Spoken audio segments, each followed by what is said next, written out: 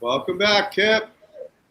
Hello. I brought some crew members along today. I see that. That's fantastic. Why don't they introduce themselves and tell us what part of the group they are doing or what the work they are doing? My name is Seth Wigington. We just manage the piles, keeping them wet. We do a lot of weed picking and really trying to source the new piles as good as we can and keeping the new material we got coming in wet. You're hard to hear. Can you scoot up to the camera when you're talking? Yeah. And so it's really about just keeping the, you know how it is, keeping the piles moist and all about sourcing materials. You know, we just can't find enough materials usually, or trying to figure out a way to get the grass to stay good, or it's always a delicate balance of everything. Oh, yeah. I'm Zane Fadden, and I just started soil food web school.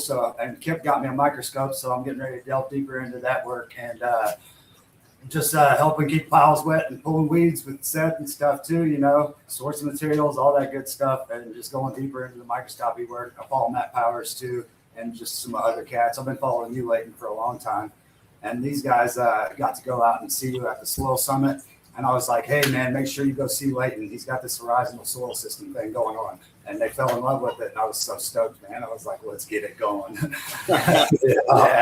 Man, yeah. I love the enthusiasm, guys. And, you know, to be honest with you, I had a long debate with Dr. Elaine back when I was at Rodeo about allowing plants to grow on my compost pile. And she absolutely said, you can't do that. That's not good. They're going to steal the nutrients. Well, I was like, okay, you know, I take your word for it. And I went and did it anyway. And it wasn't that I put weeds on. I grew on the south-facing windrow. I grew grasses, so brassicas, something that's less fungally dominant. And on the north side, I picked a whole bunch of little shrubs and saplings and, you know, things that would support a more fungally dominant pile. And I planted the whole thing. And when she saw it, she was like, what are you doing? I told you don't want to have plants on your compost pile. I said, Elaine, I'm going to give you some soil or compost. I want you to scope it. She was like, oh, my God. I said, yeah. I was like, Elaine, we want the rhizosphere. That's what we want to support those advanced nutrient cyclers. And so by planting it, I'm not only covering and protecting the compost pile from needing to be watered, so I'm creating a microclimate right on the surface. And then when I go to harvest it, I just shake these plants out of the compost. It's easy. It's not like they're a tree. They just pull right out. And I may use them in my next compost pile.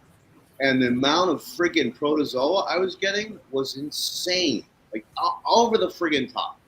Now, unfortunately, I'm here in California, and it's too dry, and the sun is too intense to compost that way.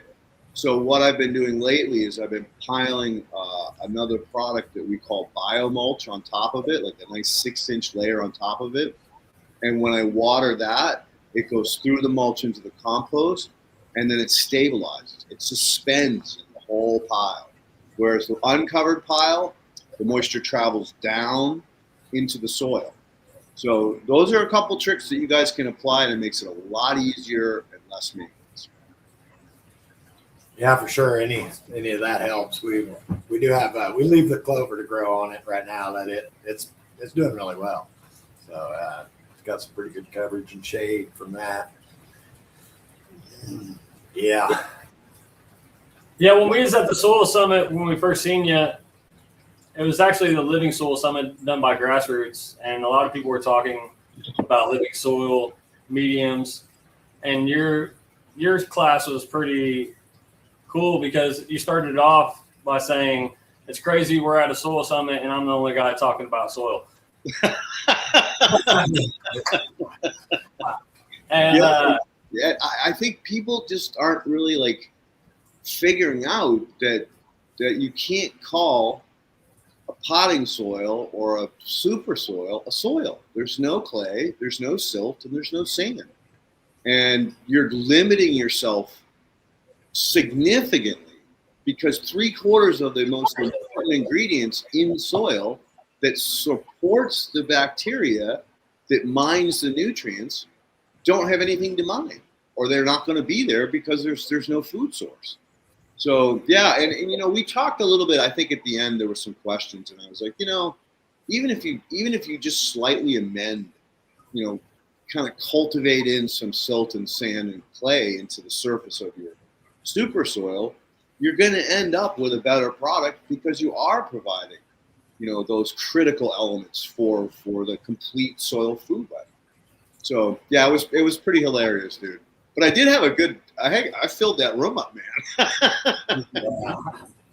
Yeah, it was good. There was standing a lot. Yeah, I mean, we was there. We went home and we, you know, started using the horizontal system in our beds, and then also I know for sure Taproot Travis was there in the audience as well, and he went home and did the same thing just from that soil summit. It affected quite a few different people's grows.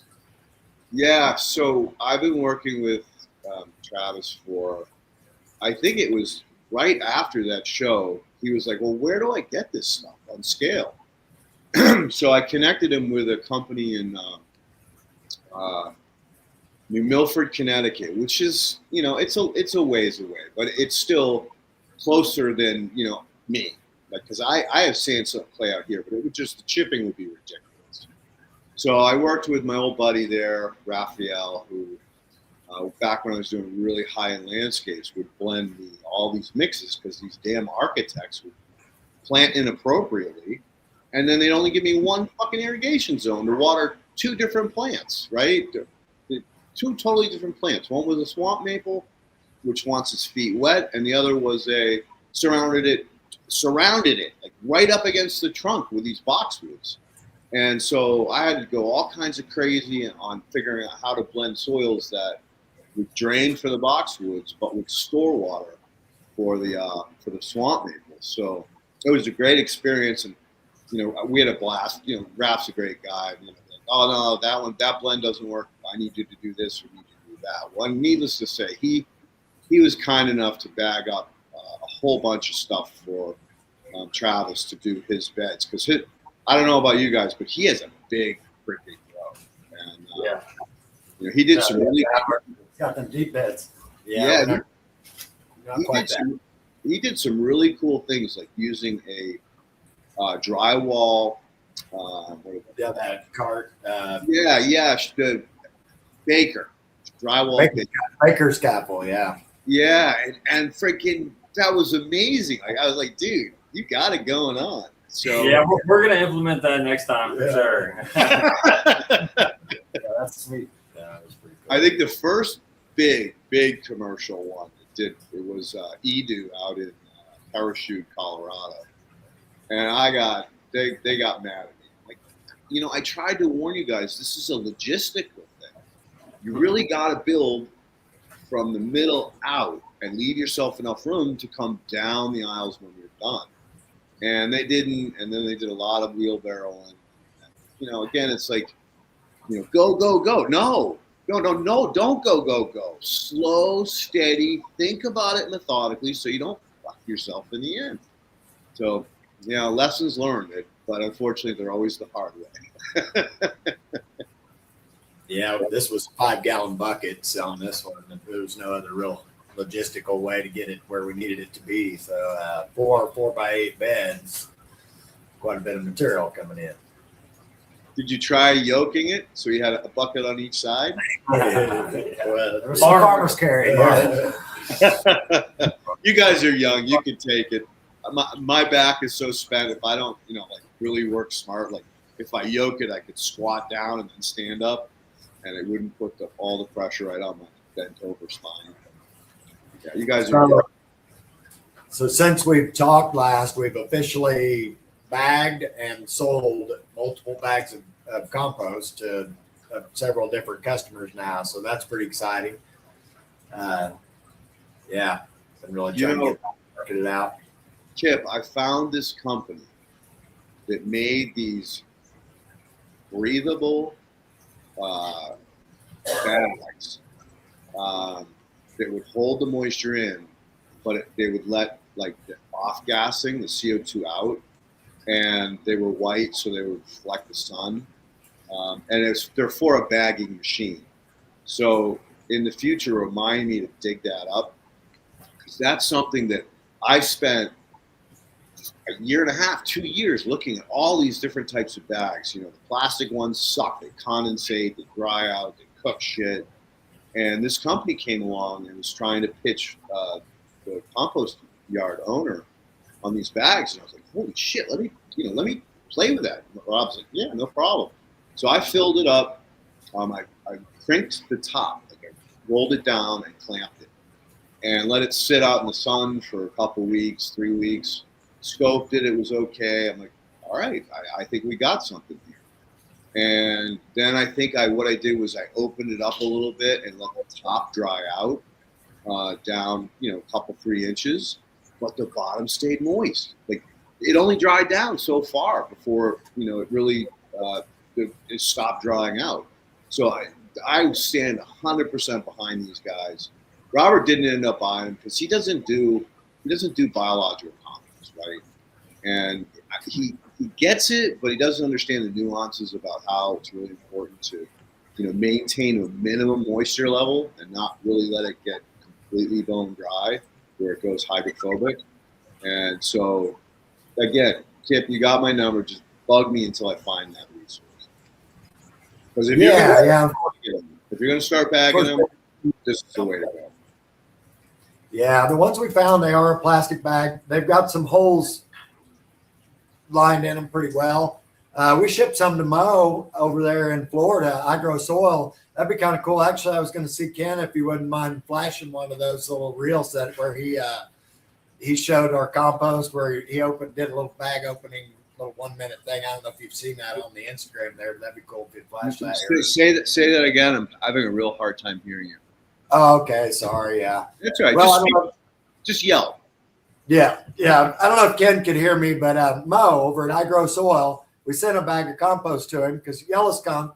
We was going to, chat with him about trying some out. He said, well, I want Mo to look at it under the microscope first. So verify it. So he sent it to Mo, and Mo did a little Instagram video. He posted it today, actually. It's like a 1 minute little thing. It shows our compost, but I was going to see if maybe Ken would play that reel here in a little bit. It's kind of a cool. All right. So I got Arlene any of that. So you sent the sample to Mo, and what did Mo do to it? Did he microscope it? Yeah. Okay, cool. And how long after you sent it to him did he microscope it? Immediately, yeah. Oh, immediately. And so how long was it in transit? 3 days. Okay. It was a half cubic. It was a little over a half cubic foot, and we had it really nice. He was really impressed with the moisture content. He was just he couldn't talk it up enough. Really, we had a really great podcast that we did. It was a couple hours long, I think, or something like that. And we went through it. And here's a sample right here. Nice. You can see it. I love your logo, dude. That's really sharp. Oh, see, that's his very. We got the verification from Mo, so he's doing that. You can see verified. You can see the mushrooms in there. Are those little plants germinating? No, it's Inky caps. Inky caps. Oh, so they're mushrooms growing in it. Yeah. Yeah, that's what he was showing off, was the mushrooms growing in there. Dude, you're making some killer shit, bro. You really are. Like, you know what? I get a lot of times, like, I'll take some product and put it in a 5-gallon compound bucket, my inoculant that I make. And I'll go back, like, I don't know, 6 months later, and there's a few seeds germinated in. And when you see that, you know it's good. Like, when I think you saw the video I did about hugelkultur style composting. And, the key to the whole thing, like Satilla used to go out there and throw handfuls of grass seed on his compost to see if it was mature enough for the grass to grow. And if the grass grew and was yellow, you needed more time.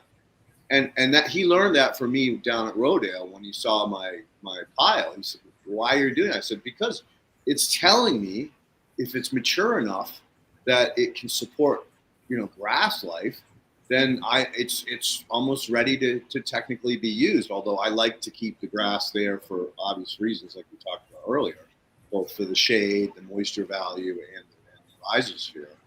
And so he started using that technique, and you guys can do that there. I mean, you just walk pile by pile, throw a handful of seeds on it, and if it pops, all right, we're good.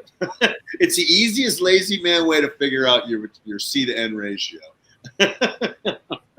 Okay, yeah, because I have a pile that is finishing off now. It's down to around 120 degrees, but it was a thermophilic pile, and it popped off actually 7 times. I'm kind of ashamed to say, but I overshot my nitrogen a little bit.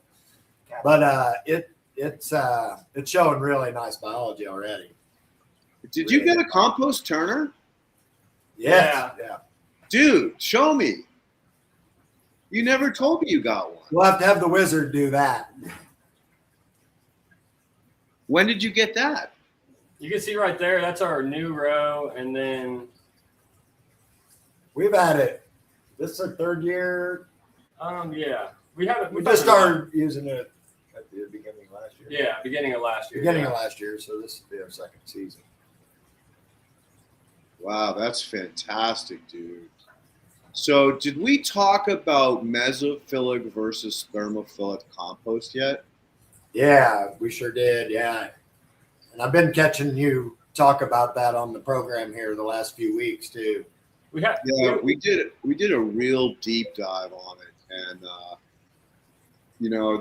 these power of these new, agents and large language models has really come a long way. It took us 2.5 years to really get it to be as functional as it is, and it took off, man. Once we plugged all the important information into it, soil food web, JADAM, natural farming, all of the different biodynamics, all of these different groups that we all should be working together, and then we started feeding it, saturated paste chemistry, texture, biomakers, bee crop 2.0, water, leaf tissue, and sap. It's killing it now. It's absolutely killing it. So I told Craig, I said, you know what? Now that it understands this real dynamic of all of these things coming together, let's open up a session and talk about the difference between thermophilic and mesophilic. Like, I've composted mesophilic only since I got left Rodale. I learned the difference between thermophilic and mesophilic, but pretty much everybody's like, oh no, you're going to grow, horrible things. You're going to make botulism. And I'm like, no, you're not. That's just the friggin' people like trying to tell you what to do. I said, I understand on a commercial scale, right? You don't want to have someone using a product that could potentially get them sick, especially if you're using food waste or any type of manure. You got to go, right? But anyway, it came back and really deep dove on what's called extra polymetric substances. Now, this is the biofilm glues like dominant, or we call it now called soil-related proteins. Also, the chemistry side. So a lot of times, you're volatilizing. Even some other compounds like potassium, calcium, they're in different forms. They're not in calcium form. They're in a carbonate or another type of gaseous element. But, you're definitely losing a lot of the fertility as well as the biological goodies that happens in the thermophilic process. So, I highly suggest you put a little pile together on the side somewhere, and keep it under 120, right? Don't put so much nitrogen in that it spikes. But typically, when I do a pile, I gotta flip it and water it and maintain it. So a lot of times I'll spread it out to just let the heat come out of it, and then I'll pile it back up and water it. So it's a little bit more work up front, but once you get it to that point where it's below 120 and it ain't coming back up, man, you did it. You friggin' did it. And when it hits, like when I said, when it hits 110 or 100 in that area, cover crop it, seed the shit out of it, let it sit there for 6 months. that'll be the best compost you've ever made in your life. Maybe not. If we're concerned about like weed seeds and things like that, just try to limit the inputs to not weedy substances, I guess, or, not seedy. So I think the good news is about weed seeds, they're easy to pull, especially in a compost pile. And then you can just take them and throw them in the next compost pile. Just try to not let them get to seed. That's the biggest mistake people make, is they actually let the plant get to seed. Like if you see that the plant is flowering or starting to get ready to seed, if you pull it and recompost it, you're golden, right? But if you chop it, drop it, and it's already in the seed formation phase, then it's too late. You missed it. So you definitely have to pay a little bit more close attention to that type of thing. But the goal is to just keep the seeds out of there in the first place, so that you don't have to worry about them coming back and plant stuff. But at the end of the day, man, nature always finds a way. Like I had a seed come up in a completely dark friggin' compound bucket recently. So it's always going to find a way, right? But as long as you're like doing proactive things, those weed seeds are not an issue. They're just part of nature's process. Yeah, and I think that it's just more of a personal thing to be, if you're selling this and people are spreading it on their beds and putting it in their soils and doing things with it, like Mo said, well, if they're doing that, they're kind of foolish anyway, because they really need to be using this as inoculation grade compost. Extracting is the way to use it, obviously, but there you go. No. That solves that problem instantly, right? Right. But people just think they're just still stuck on this. I want to put it on my beds, and I get it. It'll be beneficial if they use it right. You know what? The other thing is it's managing customer expectations, right? Yeah. Don't beat yourself up to be perfect. You're a fucking human. We all are, right? So you just simply say, may contain some weed seeds. Just keep an eye on it. If something pops, pull it. If they're doing a little bed, it's not like it's going to just get completely covered in weeds, right? So, just cover crop included. Cover crop included. Say again? Cover crop included. I couldn't hear you. Cover crop included. Cover Right. Disclaimer. Cover crop included. And that's the other thing too is competition, right? So, and especially understanding that weed plants are just indicators. They're actually valuable in the essence that weed plant can tell you, oh shit, I'm out of balance. There's this little app that I love. You have to pay for it, unfortunately, but I use it a lot in the work that I do because I want to identify the weeds. I want to know what the soil is trying to tell me. It's trying to talk to me because of it. The app is called Picture This, and it's this little tiny green icon. Yeah, I have that app. Anyway, just write down Picture This. I think you do have one that's free, but I like the one that's more advanced because it has like way more plants. And, I use it all the time. And so, the audience can do these things. Like they can get that app, they can take the picture, or they can buy the field guide. Like I'm sure it's sold on Amazon or any bookstore. It's these nature field guides for indicator plants or indigenous species plants. Most of these weeds are actually valuable medicine, like dandelion. I mean, there's so many of them. Like I moved into this house, and unfortunately the owner had just like decimated the backyard. They ripped all the landscaping out, which was a shame. It was a beautiful succulent garden. And I just didn't do anything to it, right? I didn't do a thing. I just wanted to see what would happen.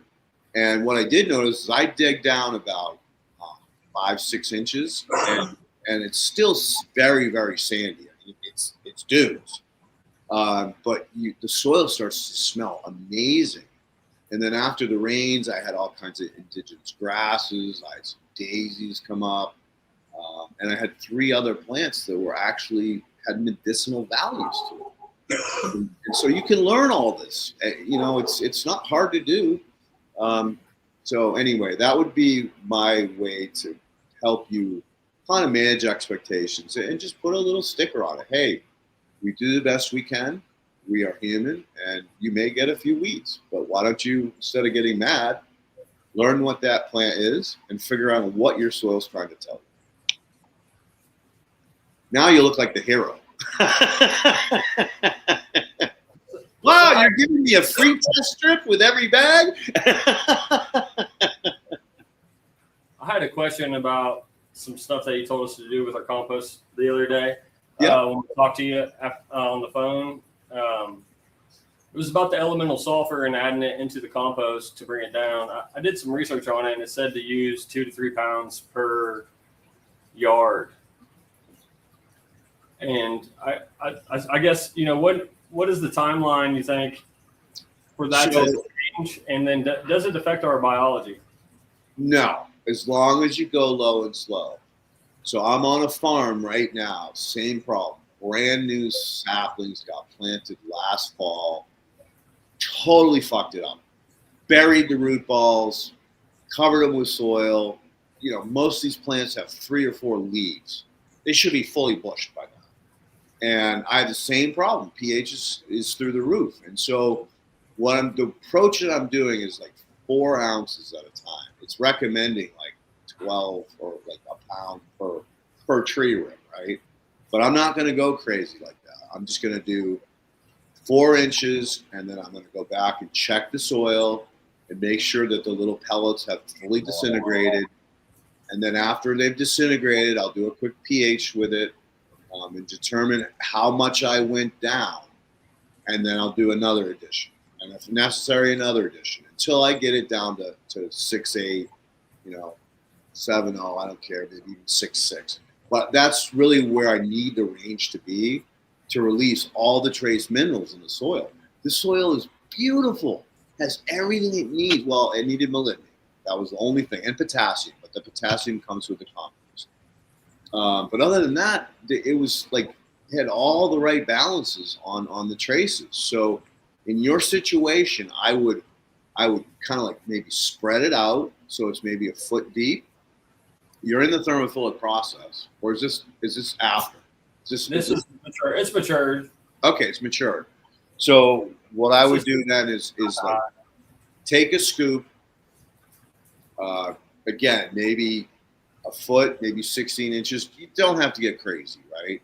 And I would just sprinkle, so it looks like maybe, not like Jimmy's. You want a little space between them. So just shake them in a cup so that and don't try not to clump them. And then put another layer on top of that and do it again. Put another layer on top of that, do it again. Will it hold moisture, or is it chocolate cake already? It's so cake. It's chocolate cake.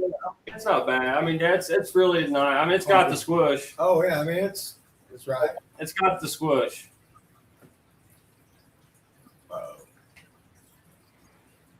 This one's hungrier though because of Did Leighton freeze? So- have you froze up, Leighton? No, he's good, I think. Okay. Say again. Good now. Had a little freeze. Do you understand what I'm saying about? So do you understand what I'm saying about moist chocolate cake? Yeah. Like chocolate, it's really moist, right?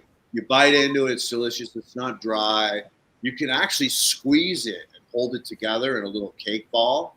So that, in my mind, is like the ideal moisture level. You don't want any liquid coming out, right? But you want it to hold together. And that's generally between 40 and 50% moisture value when you're like that.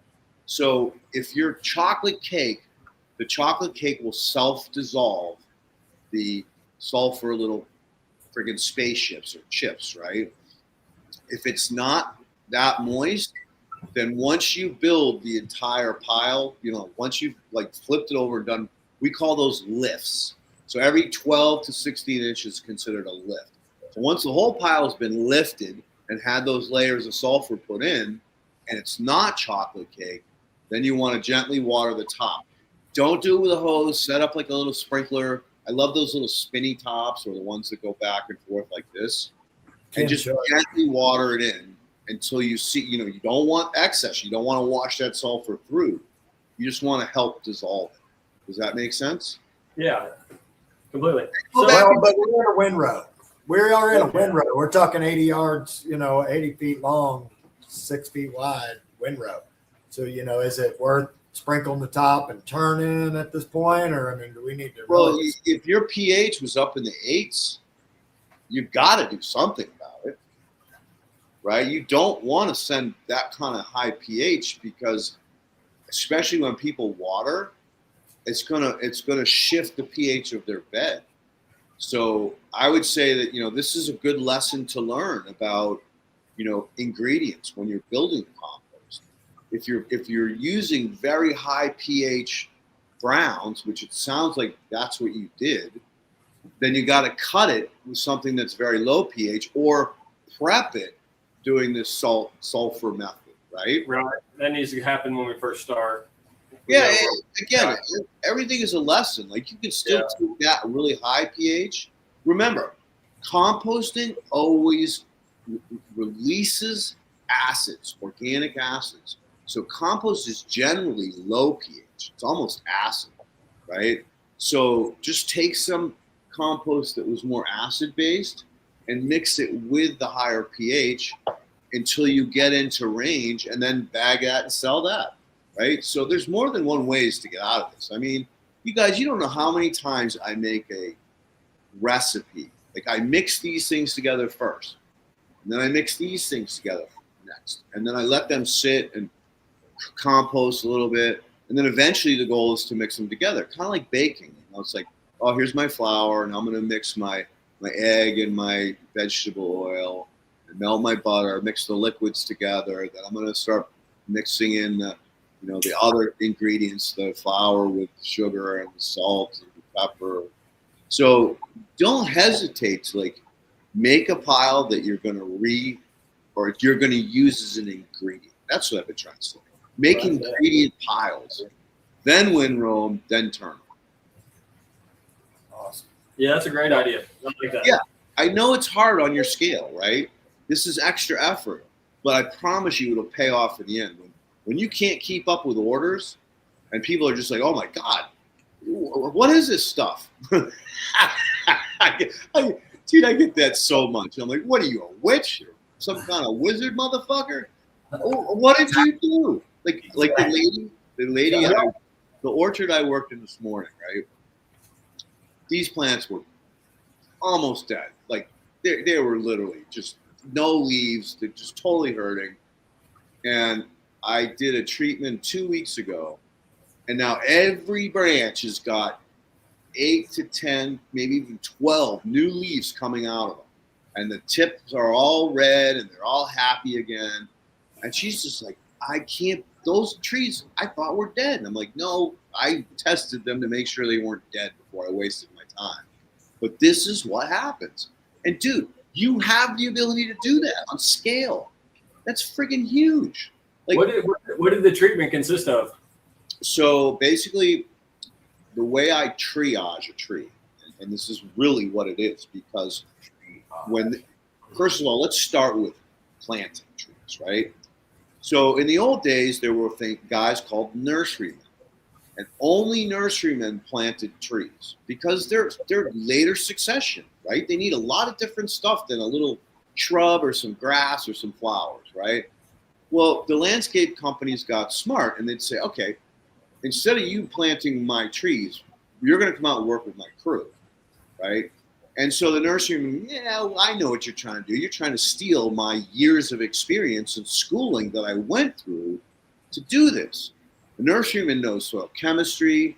Nurseryman knows, texture. Nurseryman knows how critical it is to plant the tree so that the crown of the root ball is right flush with the surface of the existing soil around it. Landscapers dig a hole, throw the tree in there.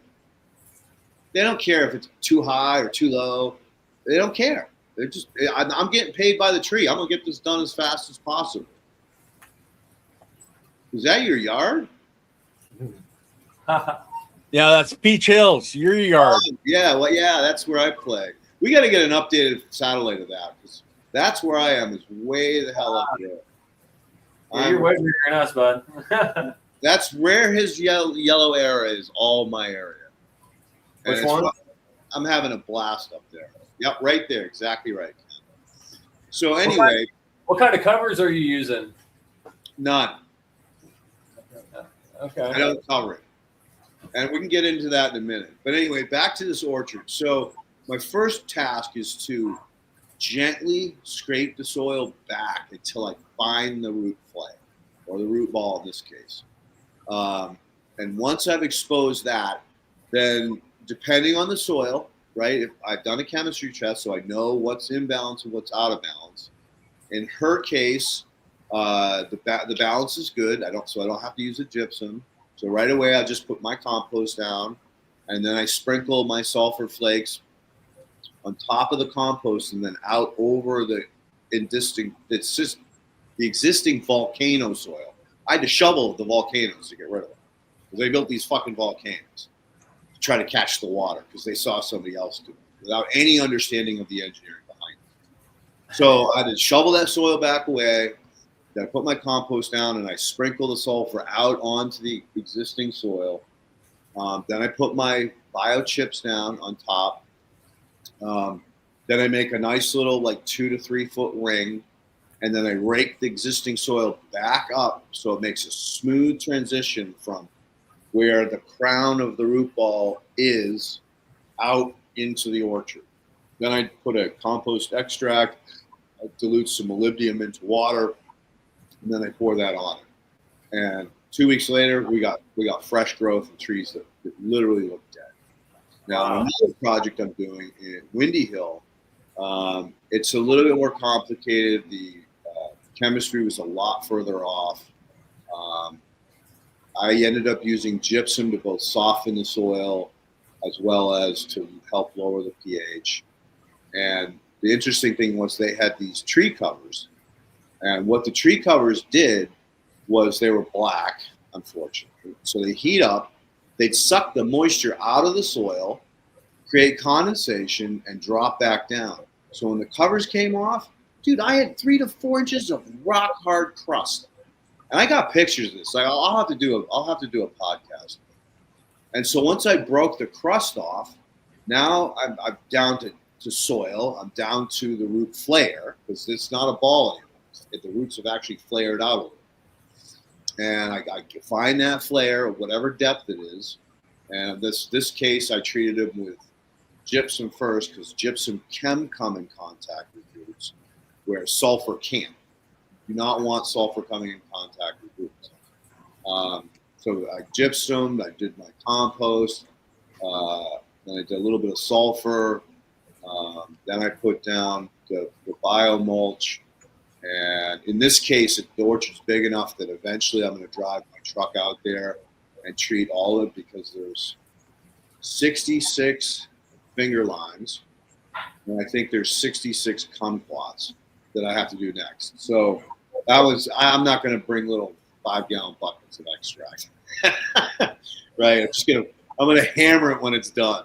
But that's the difference between appropriately planted trees and inappropriately planted trees. And these landscapers thought that the nurserymen would teach their employees all the tricks, and the nurseryman got smart.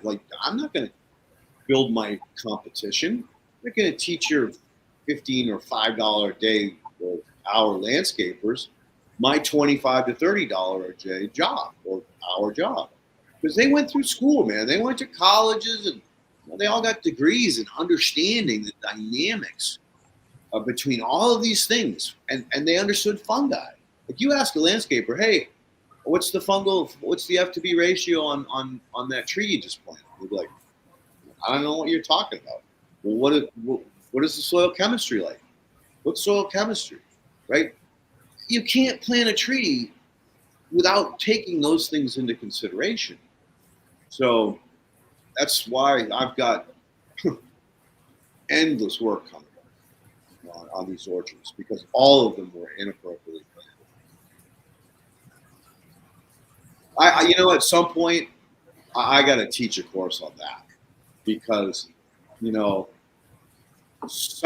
they're going to have to start planting these better because already, like, she's suing the landscaper who planted because she spent a ton of money. These are all specimen trees, and they just fucking dug a hole, slapped them in. Some of them are too high, some of them are too low.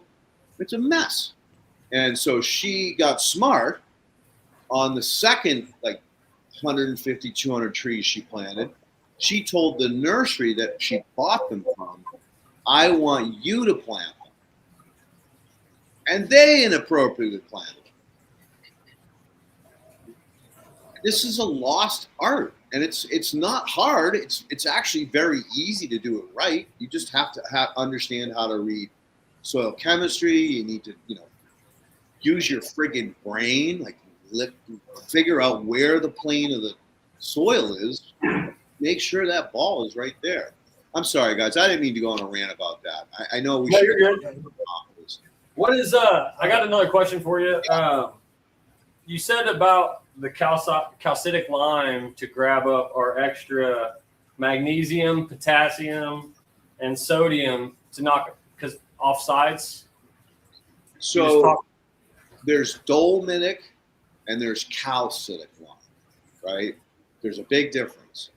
So, and again, with these types of minerals, really go low and slow. You know, just do a little bit and see what happens because you don't want to yo-yo the pH. You don't want to take it from too high to too low. Well, is there an alternative to that would grab up those sites but not raise the pH? Sorry, say that again.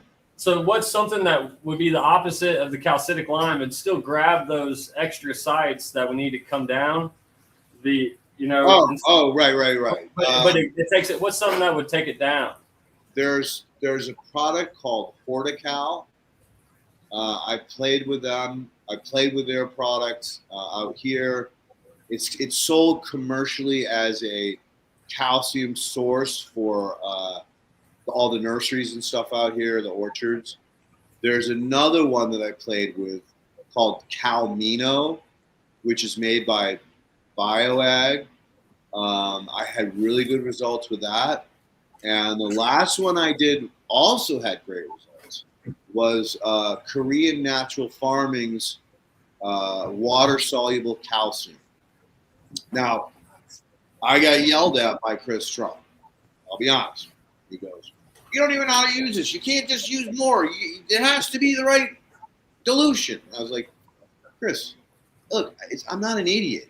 I'm exploring what I can learn by using a higher concentration in a small area. I'm not telling people to use, you know, crazy high or crazy low dilutions. You know, this is an experiment. And I think it was 100 to 1 dilution. They typically say 2,000 to 1. You know, this was a while back, so, you know, just look at their guidelines for using that product and understand I was able to effectively knock those sites 50% cleaner with one application of that 100 to 1 dilution over the course of 2 weeks. And so what I did was after 2 weeks, I went back in, and this time I did like 250 to 1 dilution, and it set me right into balance. But again, this is common sense. This is not like, oh, well, I did 100 to 1 now. I knocked it back 50%. If you do another 100 to 1 on the next application, it's logarithmic, right? It's really reactive. So you want to use a higher dilution the more applications you do. But that will definitely knock those. It'll flip the pH. It'll knock the magnesium and the potassium off those exchange sites. Awesome. And dude, you know what? This is all a learning experience. Just do small little piles, pay attention, send them off for testing, and then you'll have this in a recipe book. So that was actually some advice on our horizon beds for the again. That was some advice for our horizon beds. The calcitic lime was okay, and then you told us our micros were low, and so we went and got the Big 6, and I got the TM7. But I wanted to ask you, what are the average numbers for the micros? Like, that way, the next time I test, I'm about to write it down on this sheet. Oh God, That's the range. Yeah, I cannot. What about the Molly number? What do you know the Molly number that you like? Molly, I like to see 5 parts per million. 5 parts. Okay. All right. Typically, I think all right.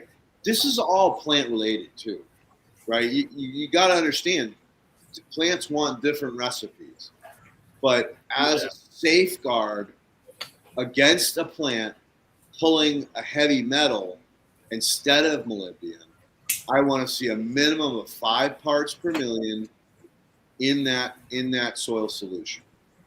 All right, and then plant specific. I'm gonna read up on the plant and see if it does like more molybdenum than others, and then try to figure out the balance, and by paying attention if it starts to go down. Awesome. Okay. Yeah, because like the readout says nothing. I mean, it's 0.02. Yeah, and it probably has the less than arrow. No. But just 0.02 or 0.05, 0.0 each bed. It's just so low. Yeah, so if it says 0.0, then you'll have a less than, because that is the lowest detectable level is 0.02. If it's 0.05, that's detectable. Yeah, we do have a 0.05, 0.05, 0.07, and that's a long ways to go on a 4x8 bed. How much molly would you put in to a 4x4 bed? You go pretty easy, right? I mean, or would you? I know you want to take it. Dude, the mathematical calculations for this truly a challenge. I will tell you that. Obviously, I'm going to take it easy, but I'm going to take it. Again, I would just go low and slow. Kip, what does the bag say? There's no instructions. I'll have to get online. It's that one, right? But it is. Here's the product. Yep. Usually, again, you guys, this is sophisticated shit. So you got to really do your due diligence. Go back to the manufacturer and say, hey, I want to raise my molly from 0.05 to 1 part per million. How much product should I use? Should I be diluting it in water? Should the water be warm or cool or room temperature? All these things play a big part in delivery, right? Women will always tell you men, it's all about the delivery, right? Because we say stupid shit, right? Instead of delivering it responsibly to them, we end up getting in a fight because we said what we thought instead of what they wanted to hear. So I use that example as it's the same with chemistry, man. If you get crazy, you're going to yo-yo shit and it may make it worse. So low and slow, and do your diligence about how best to use that product. Keep notes, keep a log, keep a clipboard or a binder, so that a year from now, you're like, oh, fuck, this bed's doing this. What did I do? Right? Because we're all busy, man. We're all, evolving. Shit happens. New things come. Good times come. Bad times come. So if this is, you guys are young, if this is your career, keep a fucking logbook, at least a journal, if not a really good binder with all the different products you're using, the standard sheets, the protection sheets, like the Molly product I'm using on is fucking toxic, guys. Like, you can't breathe it in, you can't get it on your skin, it'll fuck you up. So there's all these precautions that you want to have and know and learn, because if you have an employee and you say, oh, hey, go get a scoop of that and throw it on this plant or throw it on the soil and water it in, and he gets, he breathes it in or something happens to him, you don't want that kind of responsibility, right? Or liability. That's the shit that haunts you for life. So all chemistry is like, be careful, like, really low and slow and read the directions and make sure you fully understand how to safely use that product. Thank you. Sorry, I don't mean to rant, but No, that's We important. might need that. We needed that. I think we all need, words of wisdom in our life at this point in time. It's a fucking crazy world out there. Absolutely. Yeah, so and we were a little short in introductions, but we are all cousins here too. We're family. Oh, Yeah. keep it in the family. Love it. That's pretty cool. And and it goes beyond just the compost lot. Dirt-Rite is a mission. We're trying to heal the planet. That is our mission, and in every way possible, in a full regenerative fashion. Full circle. We want to close loops in everything we're doing.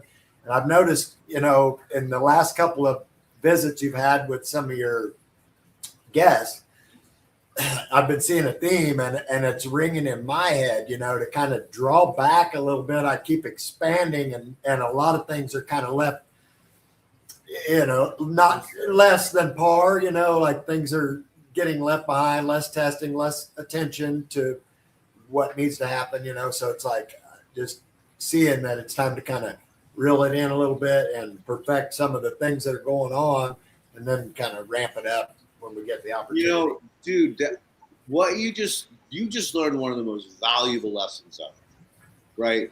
In the beginning, take the time to do everything right. Learn lessons on a small scale instead of on a big scale, because it's harder to clean up a big mess than a little mess, right?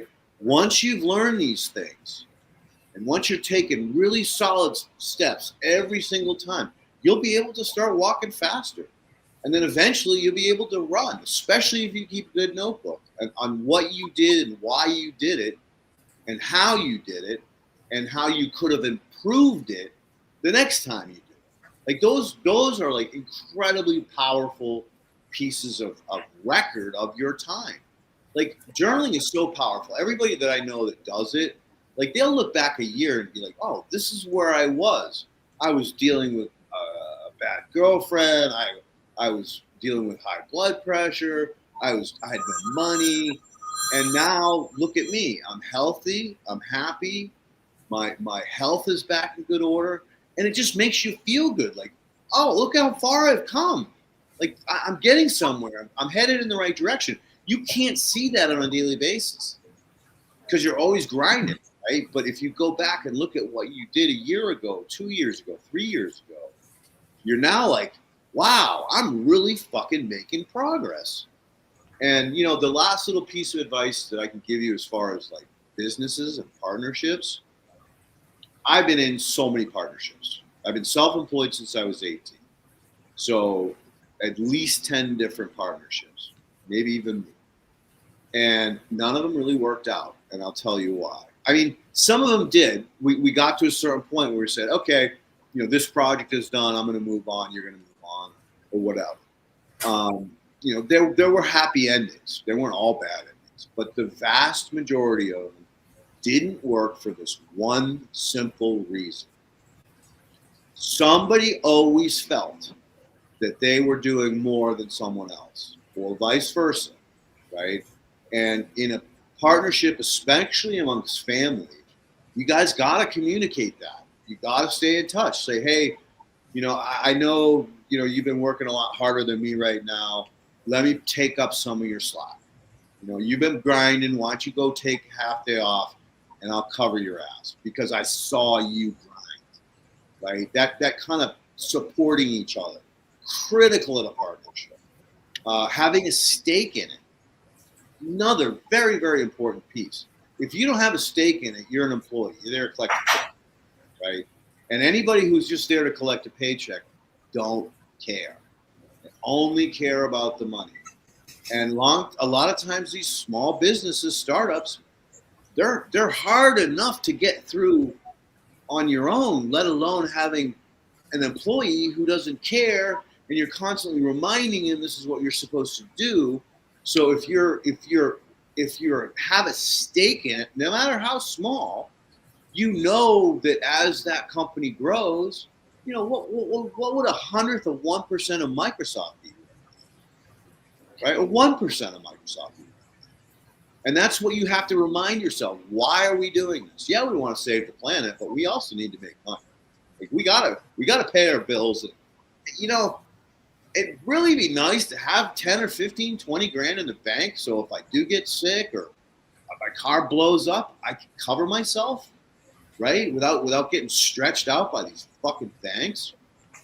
So, you know, it's all about teamwork is dream work, guys. And the fact that you're cousins is even more valuable because now you got family involved. And as you guys grow this business, you can bring more and more family members in. And you guys start having, Kip, you start having grandkids. You can have them playing with you out in the compost.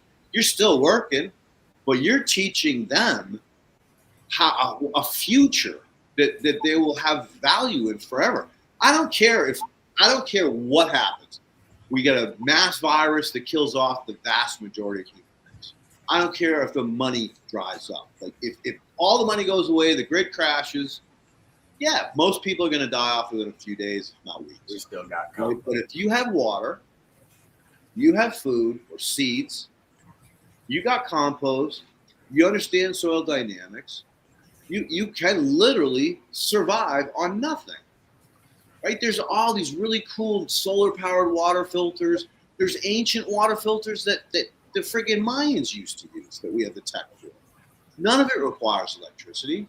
And hell yeah, if you had a couple solar panels, now you can listen to the static on your radio.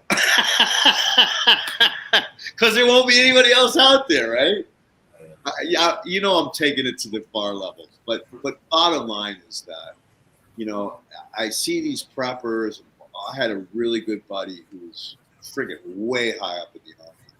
He was a prepper. He had all kinds of guns. He had, root cellar with all kinds of fruit and preserved stuff, dried meats. I mean, he could have lived in that bunker for probably 2 years. Shit, he had accumulated. And one day I reminded him. I said, that's really cool, Jerry. That's badass. But my fear is that in trying to defend that, because let's face it, if you're mobile and you're a herd of people trying to stay alive, you're going to search each and every structure you come up against to see if there's anything of value there, right? Watch a couple apocalyptic movies. This is how you will live. You won't have a choice. So in trying to defend that, as soon as you shoot some of these people, everybody within earshot's going to be like, okay, I'm going to that sound. Somebody's defending something. So, I mean, what did you do? You just brought the fucking zombie yourself, right? If you hike up the top of a mountain, no human finds you. All right, maybe that will work, or maybe that you won't get the virus and everybody else will, but you never have to defend your property from another human or a grizzly bear or anything else. Because as soon as that gunshot goes off, everybody around is going to be like, where did that come from? Somebody's trying to protect something. So that's my words of wisdom for the day. After being cooked alive in friggin' Ojai, 95-degree, brutal sun, no wind, all morning. But Yeah, I think today is our hottest on record this year. Do you have any other we're questions you want to 98. ask? No, I think we're good. Say again. Today's our hottest day on record so far this year too. It's a hot one here. What was the temp? It's what is it like? It's the heat index is 115. Ouch. Yeah, you got the humidity. Yeah, it's so bad. Yeah, they call it the corn sweat. Yeah, you know what? I got this really cool recipe. I'll have to text you, Kip. It's called Kitchell or Farmer's Grog, and it's got ginger, You peel the ginger, mince it or peel it or shave it. 2 fresh lemons. I don't buy the big store ones. I have plenty of organic lemons around. Yeah. And you have to skin the lemon. They call it a certain thing, but you don't cut the lemon and squeeze it. You basically peel the skin off of it and then mash that stuff up. The zest. It's maple syrup, apple cider vinegar, water, and then you have choice. You can leave it in the room and ferment for 24 to 40 hours, or if you want, you can just put it in the fridge and drink it straight up. That shit saved my ass today, because typically I'll drink 50-50 Gatorade and water, sometimes a little less, just to keep some minerals in me. But even doing that, all I do is my piss gets darker and darker and darker until it's friggin' syrup by the end of the day. You can't hydrate enough. And the opposite happened. It got lighter and lighter and lighter over the course of the day. And that was over a span of only like 5 hours. So just text me when we get off and I'll dig it up and send it to you boys, because that'll help you a lot if you're out there getting cooked alive in this temperature and heat. Well, I use the Soil Saviors fulvic acids too, and use some mineral salt. So there you go. You go. Pretty active, I think.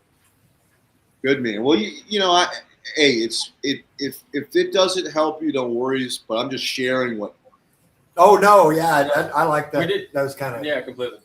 Yes, tinctures. We did order that Safer Grow that you mentioned. The Safer Grow, it was a pH down for living soil. Oh. Yeah, we're gonna try that too. Yeah, definitely try that. Again, my brain is fried right now, which is why I'm kind of bouncing, because I gotta recuperate, get ready for today. Like whatever I sent you, I did a quick search on that, and I really like that product as far as being able to buffer the pH without affecting the biology. And look, at the end of the day, guys, anything anyone recommends to you, research it, talk to the manufacturer.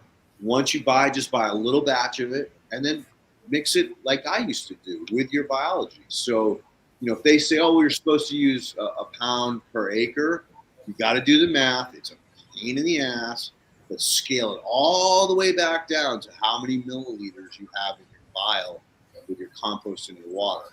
And then try it, and then just watch it over 24 hours. 2-3 hours, scope it. 2-3 hours, scope it. I used to do that with all the products I tried, just to make sure that they were compatible with my biology. I wasn't going to go backwards. But back then, you guys, nobody even talked about soil. So I had to do that shit. But anyway, Ken, were there any questions?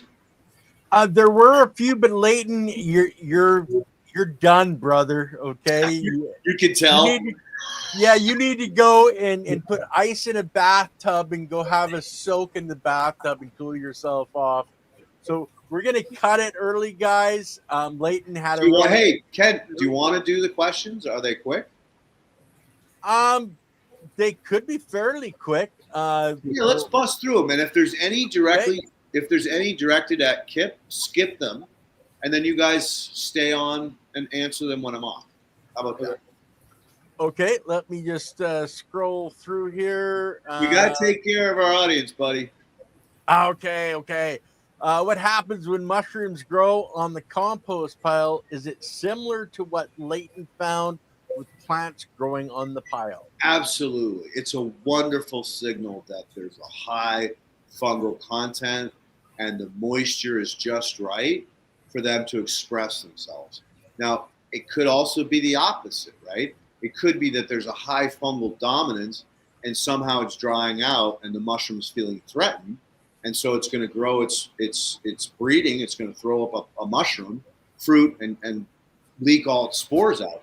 But either way, that's a good thing, right? Either way, you're adding more fungal spores to your compost. So anytime you see a plant expression like that, you can learn something from it. But either way, that's a hell of a good product.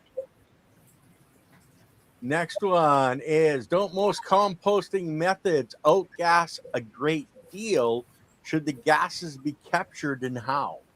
So we talked about that today. The way you capture the gases is by not thermophilicking, mesophilic only. So you never want to get to 130. 130 is absolute max. I like to get to 120 and I flip it, or 125 and I flip it. That's holding all that stuff in there. They're not volatilizing. And cover cropping, because now the cover crops will absorb any excess that is trying to escape. And then you pull the cover crops off, and those go in your next compost pile. Okay, Cheryl, you can absolutely do it. You can research it a little further, but it can be done. The thermophilic does release gases, and it can be captured and utilized for sure for energy. So you know what California did? Agriman's building a whole new compost facility, state of the art. They made them build it inside a building on a cement pad because of CO2. They got to scrub the air and the ammonia. They got to scrub it. It's going to become impossible to fucking compost in California if they continue this bullshit. Wow. that's unrealistic in so many ways, considering how much CO2 we actually need for plants to grow, and for us too. You know, carbon. We're carbon-based life forms. Damn it.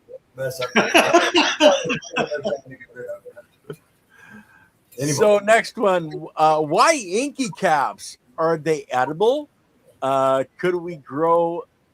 Hold it. I got to move my mouse here. Could wine caps grow well in their compost? So inky caps are like an indicator. They're kind of indicating that you have a high fungal compost or product, and they tend to be the early succession ones. So just like in, when you're dealing with plants, you always have like the riparian plants, then they move into the grasses, then they move into the shrubs, then they move into the trees. So it's a successional step. So always inky caps are one of the most known for early succession fungal systems. I said that. I tried not to slur that. Yep. But are they edible? I don't know. I'm not a mushroom guy. I'd do your own research. There's a lot of ones you want to catch them early. Yeah, you don't. There's a lot of. Okay, but do your research. Everybody, do your own research. Okay, It's called due diligence for a reason. Yes, exactly. Would adding PNSB or some other microbe keep the pile under 120 degrees Fahrenheit? They are all right. So, purple non-sulfur bacteria are what is used as an indicator in the Gretzky column. So the Gretzky column is all about showing anaerobic to aerobic biology, specifically bacteria. So PSB or PNSB can live almost in a lot of those different gradients, from zero oxygen all the way up to oxygen rich. So it's a great bacteria to use in all kinds of different situations, because you don't have to worry about it eradicating. It's very, very hardy. The best way to lower temperature in a compost pile is spread it out, make the windrows smaller. Like a lot of times what I'll do is I'll make a windrow that's 6 feet on the bottom, 3 to 4 feet tall, and I'll take this, I put a set of pitchforks that are like 10, 12 feet long onto the front end, or I welded them onto a forklift. And I stick those and I knock the top off the pile. And as I knock the top off the pile, I kind of spread it out. And generally speaking, you have to understand thermodynamics. So here's your pile. Right in the center is where it's getting the hottest. So if I knock that top off of that hot spot and spread it out or cut it in half, Now I've prevented it from continuing to expand out into the pile. So it's instantly shut it down. And now that it's a pyramid with the top knocked off, it's not going to go. It's not going to keep going up. It'll slowly start to creep up to where I really love to see it, which is the 110 to 120 zone. I like to keep it there as long as I can. People think, oh, just add water, right? Water will cool it down. Water gets cooking, baby. I'm sure Kip can talk about this, man. Oh, just cool it with some water. No! And guys, the Winogradsky column, so the spelling is there. It's not the Gradsky column like Leighton was trying to call it, you know. I just had to bring that up. You know? Yeah, it's really cool, man. I remember when I first saw it. That was back just after I left Elaine. She moved on. And I was just like I was so enamored. I was like a kid in a fucking Christmas, a whole room full of presents. Because I learned so much, learned what I wanted to learn about. Instead of being totally naive, like I'd get all these little bits and pieces, and I'd be like, oh, the Winogradsky column. Let me study that for a while. So yeah, it's a very valuable tool, especially helping, you know, like raised beds or awesomely helpful with super soils, because now you understand why your plant's not doing well. It's anaerobic on the bottom and hydrophobic on the top, and how to best, you know, transition it so that it's more, you know, somewhere in the top where it's more oxygen dominated and less anaerobic. So there's only one last question, and this is for the Dirt-Rite crew. What kind of microscope is he using? Because you mentioned you bought a new microscope. Yeah. No, it's a Acuscope 3000 LED series is what it is. You can take a peek at it, maybe. We're on the front view camera. Yeah. No wonder that I got a new camera. Hey, Kip, next time we do this, definitely get yourself external microphones. I can't even hear you at all. You turned your mic off, Kip. You're still muted. There you go. Yeah. Yeah. Anyway, it's an Acuscope 3000 LED series. Yeah. So did you hear me, Kip, when I said get yourself some external microphones? Oh, and you shut your mic off again, Kip. There you go. So definitely get those, because yeah, I want to hear you, and I love your crew. Like, I hope that the next time you come on, you bring the whole crew with you. But you're gonna need microphones because it's impossible to hear you. And so anyway, thank you everybody for coming. Kip, it's great to see you guys. Love the crew. I'm sorry, I already forgot your name, so we'll have to reintroduce next time. And then I'll write it down, so I'm not. And hopefully I won't be as trained. Ken, as always, thank you so much for putting all the effort and energy you do into this every week to make this happen. And Dirt-Rite crew, you have a wonderful day.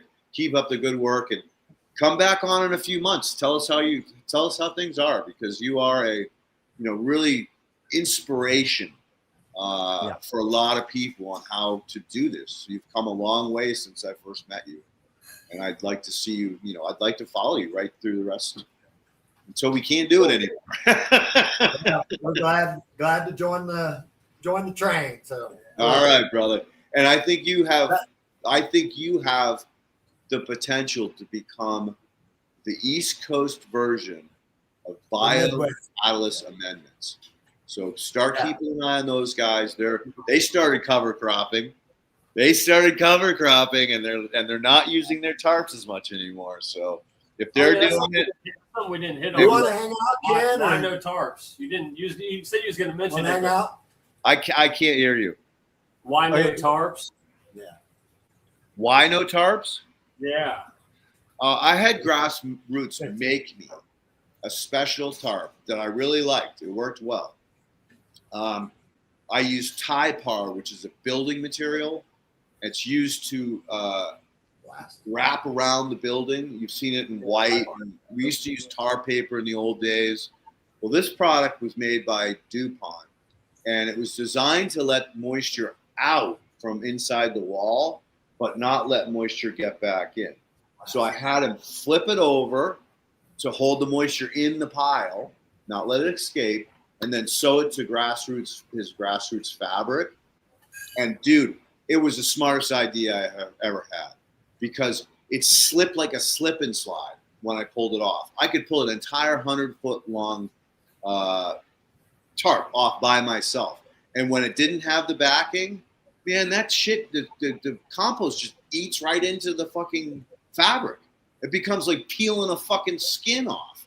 So if I ever go back to tarps, that's what I would do. And if you want tarps, reach out to Tyler at Grassroots and say, I want whatever Leighton did. And he'll understand, depending on, I only got, I think mine were 8 feet wide because I do little piles. But if you want to do monster piles, he can stitch them together. And that'll be the best way for you guys to do it. You'll be able to slip them on and off by yourselves, or at least with 2 people instead of 20. But to be honest with you, I'm really, out here in California, I don't like the fact that the tarp is like cooking the top layer. I like to be able to, I'm looking at other alternatives like the bio mulch, which is doing a really good job. And yeah, so I'm going back to my roots, which I want to cover crop, but I can't. It's just too fucking dry. I don't have enough time. I don't even have water. I have to take my box truck down, fill it up, drive back up the hill, and hand water it. So it's just too laborious. Like if I had irrigation and I could set up little sprinklers on the top of my piles, I'd be cover cropping all day long. So that's why I don't use tarps. All right, well, let's cut it there, guys, because Leighton, you need to go relax, brother. We're on Wednesday. Andy's back. He had his dental surgery. He should be back on Wednesday. So check out Gardens the Untold Story on Wednesday. And don't forget, Chiropractic is Sexy on Thursdays, which helps our human body get in tune with Mother Nature and the circadian rhythm and all the good stuff for the human body as well. So, guys, we'll see you next Monday with Leighton. He should, hopefully, he doesn't have to, keep his head under the tap during the show. Stay awake, okay? Peace out, everybody. Take care.